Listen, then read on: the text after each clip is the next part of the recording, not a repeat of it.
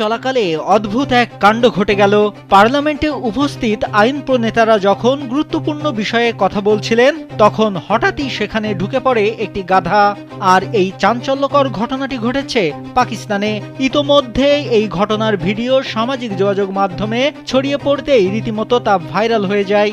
এতে দেখা গেছে পার্লামেন্ট অধিবেশন চলার সময় সারিবদ্ধভাবে বসেছিলেন আইন প্রণেতারা। এ সময় হঠাৎ করে সেখানে একটি গাধা প্রবেশ করে। এ সময় গাধাটিকে ধরতে নিরাপত্তা বাহিনী ছুটে আসলে ঘটে আর এক বিপত্তি।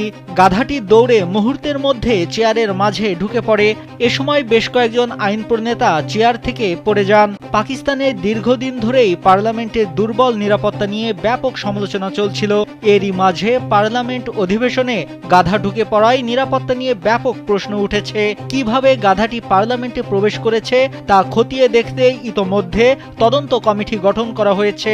এদিকে এই ঘটনার ভিডিও ছড়িয়ে পড়তেই বেজায় মজেছেন নেটিজেনরা। একজন লিখেছেন, গাধাটি নিজের বাড়ি চিনেছে, পরিবারের সদস্যদের মনে পড়েছে আর কি। আর একজন লিখেছেন, তার নিজের আসনে অন্য কেউ বসেছিল, তাই সে রেগে গেছে।